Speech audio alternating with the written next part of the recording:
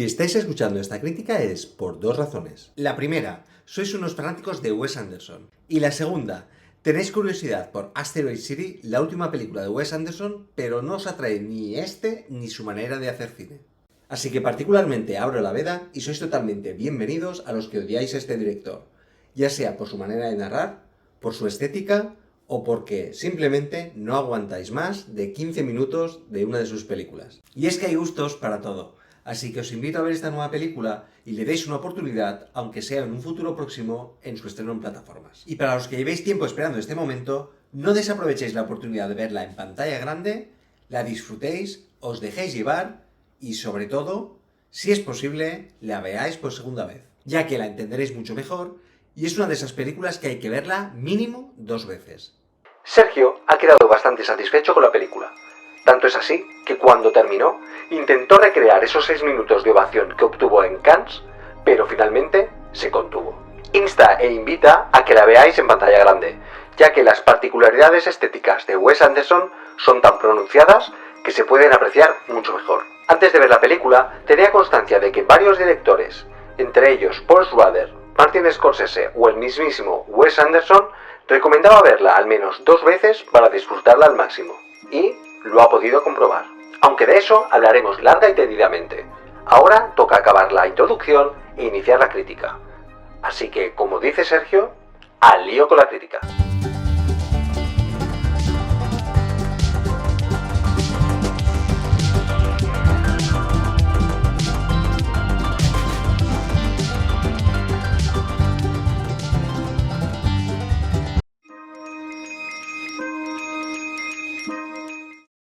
Asteroid City, Ciudad Asteroide, ha sido tildada como la mejor película de Wes Anderson. Bueno, lo que se suele decir de las nuevas películas. Pero en este caso no puedo estar más de acuerdo con esas críticas, ya que el realizador ha llegado a la perfección tanto a nivel narrativo como estético, y no se le puede decir nada negativo. Y es que tengo que reconocer que la película me ha gustado mucho, y a su vez es relativamente compleja. Y esa complejidad es por 2 cuestiones.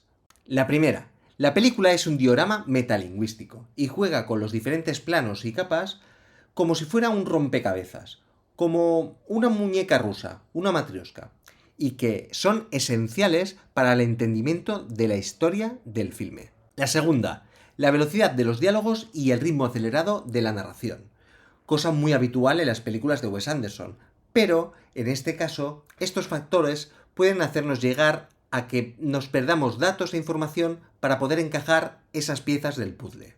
De ahí por qué digo que hay que verla un par de veces. Pero bueno, hacemos un pequeño break para repasar la filmografía del realizador y también sus particularidades estéticas, y seguidamente nos ponemos con la crítica de Asteroid City. Sergio ha visto cada una de las películas de Wes Anderson. Bueno, ahora que lo dices, creo que le falta una, sí. Battle Rocket. Le gusta ponerse en contexto antes de enfocarse en la película, y así dar información sobre el lenguaje que utiliza en toda su filmografía. Antes de hacer esa crítica, ha tenido que hacer lo siguiente: ver la película en el cine, pensar y reflexionar, leer muchos datos sobre el film, acordarse de películas anteriores de Wes Anderson y tenerlo todo ordenado. Y con esto puedo dar paso a la filmografía de Wes Anderson. Wes Anderson, guionista, productor y director de cine americano, bastante excéntrico y conocido por tener una particularidad estética en sus películas y su manera de narrar estas de una manera especial. También destaca su andadura por el cine de animación, así como sus trabajos en publicidad, que son todo una delicia visual. Un director que ha ido evolucionando en cada filme, superando diferentes retos, explorando nuevas estéticas, maneras de dirigir a actores, definir nuevos enfoques narrativos y ahondar en diferentes lenguajes cinematográficos, apoyándose en la música o en la infografía gráfica. Bottle Rocket, 1996.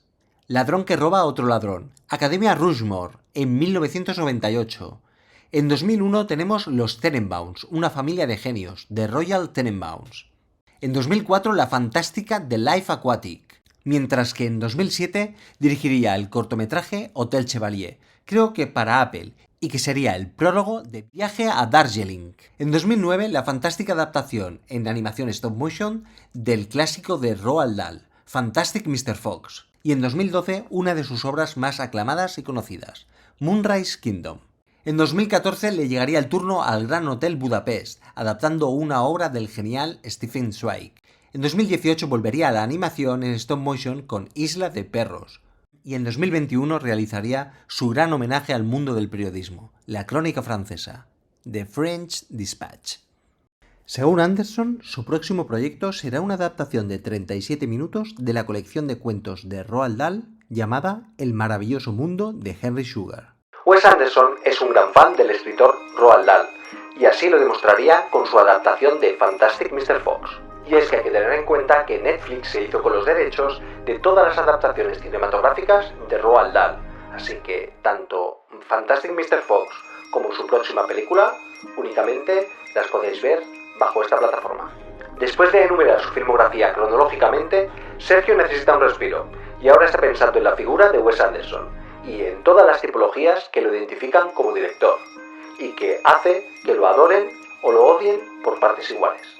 Como he comentado antes, la manera de dirigir películas de Wes Anderson es muy reconocible y ya tiene una identidad muy expuesta en la cultura popular, sobre todo en el público femenino y en el de los diseñadores gráficos. Así que al realizador se le puede identificar por las siguientes características. Simetría. No estamos hablando de composiciones simétricas al uso, estamos hablando de simetrías perfectas. Unas composiciones donde el orden de los personajes o los elementos de atrezzo casi emulan a un póster publicitario. Tipografía. Un gran fanático de las tipografías, utilizando algunas muy habituales en sus créditos y pósters promocionales como la Futura, la Didot o la Tilda. Variedad cromática. Se vale de unas gamas de color características para cada una de las escenas, trabajadas minuciosamente para que todo tenga un valor estético y nada chirríe para que dé fuerza y énfasis a la composición. Utiliza decorados con gamas de colores que después valora junto a las diferentes telas del vestuario. Se hacen pruebas de color para cada escena y se valora la gama cromática. También busca en todo momento esos planos fijos muy aesthetic. Unas composiciones muy particulares con un foco de interés, estética vintage, ya sea en vestuario u objetos decorados y colores monocromáticos. Travelings. Son muy frecuentes en las películas y en ocasiones se refuerzan con composiciones en perfil de los actores, para señalar aún más la lógica de la dirección hacia dónde se tienen que dirigir los personajes. Hay como una especie de señalética implícita en algunos planos. Planos cenitales. Los utiliza para enseñar toda la información al espectador y así podemos tener una visión periférica de la acción. Se suele acompañar de composiciones ordenadas de atrezzo. La familia. En la mayoría de sus películas se representa el concepto de la familia habitualmente como rota o defragmentada, o a su vez aplicando el simbolismo de esta en otros conceptos como el del equipo.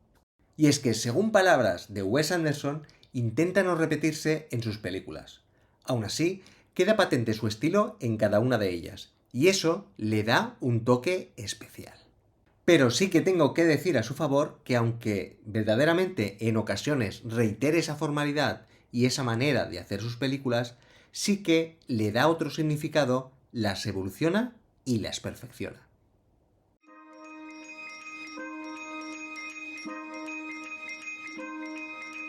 Después de decir la mínima información del director, ya que estaría horas hablando de él, Sergio se dispone a iniciar la crítica de la película. Hasta aquí Sergio ha bebido agua 4 veces y se ha acordado en alguna que otra ocasión lo que le ha impresionado la película, así como lo que ha significado para Wes Anderson.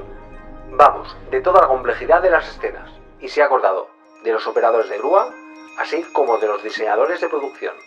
En esta ocasión, Wes Anderson prescinde de la productora Searchlight Pictures, como en las últimas películas, para volver con Focus Features, para hacer esta comedia de ciencia ficción metaficcional.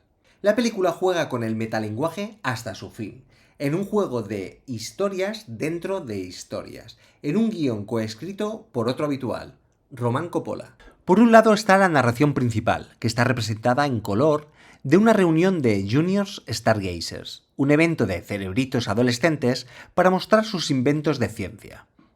Después tenemos la interpretación en teatro para televisión de la historia principal con los diferentes actores y directores involucrados.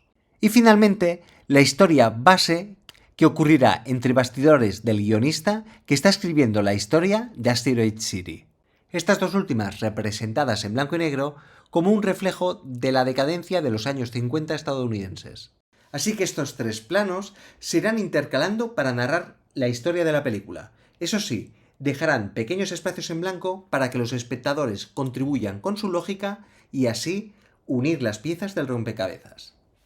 Wes Anderson coge como gran referencia el mundo del espectáculo americano de la década de los 50. De ahí a que la película esté ambientada en 1955. Un momento en que la televisión norteamericana estaba viviendo su edad de oro, y coge como referencias a programas como Playhouse 19 de la CBS, una serie de 1 hora de duración donde se interpretaban dramas en vivo y que acabarían optando por filmarlos, también del aclamado Actors Studio, una asociación neoyorquina de actores, directores y guionistas que destacaban con su llamado método de actuación que estaba vinculado con el sistema Stanislavski, en el que destacaban las actuaciones naturales, emocionalmente verdaderas y muy expresivas. Un ejemplo de este sistema fue Marlon Brando, así que esta historia veremos reflejada ese tipo de cine que realizaba Elia Kazan, que en esta película parece estar basado en el personaje del director de la película ficticia protagonizada por Adrien Brody. Sin olvidarnos también de hacer mención a las interpretaciones de Broadway. Y es que nos encontramos ante una época con unos conflictos entre la radio, la televisión, el teatro, el cine y la realidad. Por eso también se vale de esa diferenciación de diferentes actos, un recurso muy literario a la vez que teatral. También podemos hacer referencia a algún homenaje a encuentros en la tercera fase, dentro de su historia a color, donde se puede dar el gustazo de coger el nuevo cine moderno y aplicarlo con la narración de esta historia que se sitúa en el desierto de la ciudad ficticia de Asteroid City, situada entre Los Ángeles y Texas. Una ciudad en medio de un sinfín de pruebas nucleares y que se asoma a parecerse también a Roswell y sus mitos extraterrestres. Una historia a color que a su vez hará referencias al cinemascope, tanto a su formato como a los colores empleados. Y es que para crear este espacio desértico, Wes Anderson tuvo siempre en mente la obra de Wim Wenders, París, Texas. Esa visión europea del western americano, así como la visión vanguardista de Sam Shepard. Su interpretación del paisaje y los personajes que la habitan, e incluso los espacios de las diferentes casetas, que en ocasiones te viene a la cabeza la película de Wenders. Se tomaron fotografías fijas de California, Nevada, Arizona y se basaron en la estética de Rob Dickers en los pósters promocionales de National Park. De aquí creo que viene el punto de inflexión para la ambientación que será parte de la identidad de la película. Se rodaría en España entre Chinchón y Colmenar de Oreja, en Madrid, entre agosto y octubre de 2021, y recrearon esa pequeña ciudad en 40 hectáreas en la que era imprescindible que tuvieran un espacio suficiente para rodar en 360 grados. Y la llenaron de arena, de mucha arena. Y estas hectáreas se aprovecharían, ya que en la película hay un plano hecho con una panorámica en 360 grados que utiliza para ubicar en diferentes espacios al espectador. Una pasada. También se construirían decorados de interior en un aeródromo y en el club de golf de Aranjuez para las primeras escenas en las que aparece Tom Hanks. Hay otras referencias como Marilyn Monroe, que interpretaría una versión morena de Scarlett Johansson.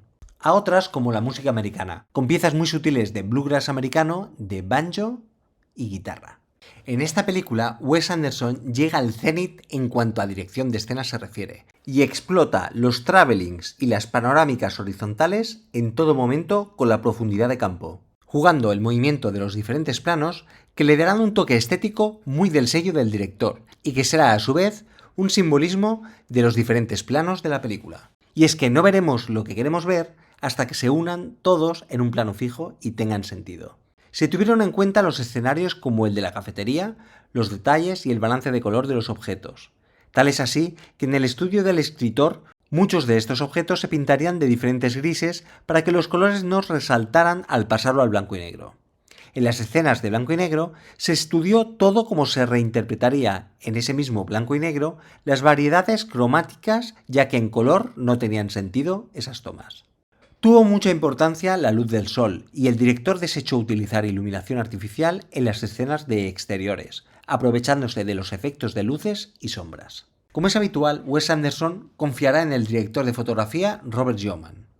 Para esta ocasión utilizaría dos cintas diferentes de Kodak de 35 mm, una en color y otra para las escenas en blanco y negro. Esta historia se centra sobre todo en la relación de los personajes de Ausch Steenbeck, un fotógrafo de guerra que viaja con su familia, acaba de perder a su mujer, y el de Mitch Campbell, una gran estrella de Hollywood en decadencia. Estos irán tejiendo una relación por sus respectivas ventanas de sus casetas mientras asisten a un confinamiento temporal que no les dejará salir de la ciudad. Un reflejo de la época en la que la salud mental y la vuelta de soldados de la Segunda Guerra Mundial estallaban para mal en la sociedad americana. Esta vez, Wes Anderson se ha acompañado de un elenco de personajes de altura, como Jason Schwartzman, Ausch Steenbeck, Scarlett Johansson, Steve Carell, Tom Hanks, Stanley Zack, Jeffrey Wright, Tilda Swinton, Bryan Cranston, Edward Norton, Conrad Earp, Adrien Brody, William Dafoe y Margot Robbie, Jeff Goldblum, entre otros. Y con esto parece que nos vayamos a perder entre tantas caras conocidas. Pero tampoco es así, ya que el director opta por hacerlo todo muy coral y que ningún personaje resalte más que otro. Tenemos, por ejemplo, el actor Tom Hanks, que para Wes Anderson era esencial que saliese en la película, tanto por su trayectoria y evolución, tanto en el cine como en el teatro. Es en sí un simbolismo de un actor consagrado en la vida real que interpreta a un personaje en la ficción. Otra cosa a destacar sería el vestuario, con unos modelos muy adaptados para cada personaje y muy enfocados en la época de los 50. Después de este cúmulo de datos, Sergio se aproxima a finalizar este acto y a comenzar el epílogo. Vuelve a pensar en todo lo que le ha gustado la película y que le ha disfrutado aún más después de hacer esta crítica. Y aprovecho para decir una anécdota, ya que a Freya, hija de 7 años de Wes Anderson y su esposa Juma Malouf, ilustradora y decoradora de la mayoría de sus películas, confesaría que se trata de su segunda mejor película que ha visto en la vida. Y es que a Freya no le han gustado nunca las películas de su padre. Y para que lo sepáis, en el primer puesto está Star Wars Episodio 4, que vería semanas antes de ver Asteroid City. Ah, se me olvidaba. Para la ocasión, la productora ha creído conveniente abrir una exposición emergente en formato pop-up sobre objetos y detalles de la película, en Londres, Nueva York y LA. Hay multitud de detalles como objetos de rodaje, la réplica de la cafetería que aparece en la película, así como vestuario, las máquinas expendedoras, los diferentes inventos de ciencias y otros productos que promocionan el film. Hay dos maneras de visitar la exposición, una estándar y otra premium, que también incluye el visionado de la película. Así que si tenéis la oportunidad de verla y os gusta el cine o el mundillo de Wes Anderson, no os la podéis perder. Vale, y después de este despiste y la nueva información, ahora sí, se cierra el acto.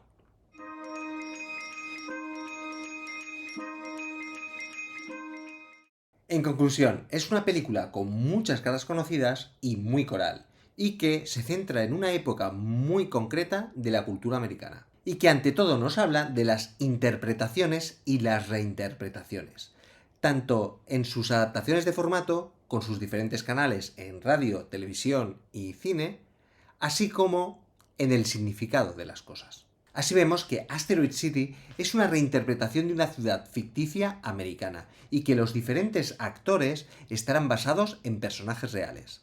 El cómo introducimos la ficción a nuestra realidad y cómo reinterpretamos las cosas tanto como adultos como adolescentes. Reinterpretar cosas como las siguientes.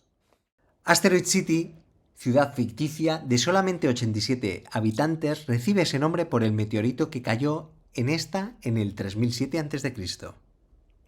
La imposición de cuarentena y el cómo tenemos que comportarnos en ella, que se basaría en la experiencia del confinamiento del COVID hace unos años. El cómo nombramos a las estrellas y constelaciones o cómo recordamos juegos de palabras adolescentes en los que tenemos que ordenar y desordenar diferentes menciones. La ciencia y lo que significa para el ser humano y esa interpretación de esta para la innovación de cosas que todavía no se han hecho realidad. Adelantarnos a nuevas necesidades. En resumen, inventarnos y reinterpretar el mundo y su realidad. Así veremos que la ausencia de la mujer de uno de los protagonistas está justificada por la sexualidad del guionista. La sociedad cambia al ver al extraterrestre, se reinterpreta. Asteroid City verdaderamente tiene pinta de ser decorado de la época. Todo en la película se interpreta y se reinterpreta. Por un lado, la realidad en blanco y negro y por otro, esa historia ficcional a todo color. Con un trasfondo existencialista que recurre en cierta medida al mito de la caverna de Platón para hacernos reflexionar de lo que es real y lo que no lo es. Una reflexión en la época en la que vivimos, llenas de deepfakes, posverdades, recursos infográficos hiperrealistas en cine y videojuegos, creepypastas y realidades aumentadas. Una película de ciencia ficción retrofuturista con toques de comedia romántica, con un sutil sentido del humor y con conflictos familiares. Una película fascinante y una de las mejores del director, ya que no la puedo calificar como la mejor porque me gustaría revisionarla nuevamente. Y es que no puedo estar más de acuerdo con la crítica, ya que cuando ves Asteroid City es como recrear un sueño, como estar soñando, con sus vaivenes y ambivalencias, con sus cosas absurdas y surrealistas. Y es que hasta la manera de empezar con su guión gráfico hay una reinterpretación de la película, ya que Wes Anderson anima los storyboards haciendo una pequeña joya de animación para saber cómo van a funcionar dinámicamente todos los movimientos de cámara. Algunos piensan que Wes Anderson se ha perdido en su manera de hacer cine, que no sabe salir de esa verborrea estética y formal, perdiéndose en un infinito sinsentido. Según mi opinión, Wes Anderson sabe muy bien lo que hace, tanto en los detalles como en los simbolismos. Es cierto que por su complejidad narrativa cuesta entrar en Asteroid City, pero creo que es lo que pretende el director, ya que todas las vías del lenguaje van a parar al mismo sitio. Es como varios y diferentes poemas que crean uno propio con un único significado. Es todo más Wes Anderson que nunca, y callará muchas bocas que siempre lo han tildado de que su estética siempre ha acompañado a una historia muy naif. Wes Anderson es más Wes Anderson, y eso le hará tener también más detractores. Y es que, como dice en la película, You can wake up if you don't fall asleep. No puedes despertar si no te has quedado dormido. Y es que esto es Asteroid City dentro de Asteroid City. Una supuesta realidad dentro de otra supuesta realidad. Porque esto es una carta de amor al teatro y al cine, y una reinterpretación de la realidad que quedará patente hasta el final de la película. Y quién sabe si mientras habéis estado escuchando esta crítica, no os habéis percatado que todo esto será un sueño. Así que sigamos soñando.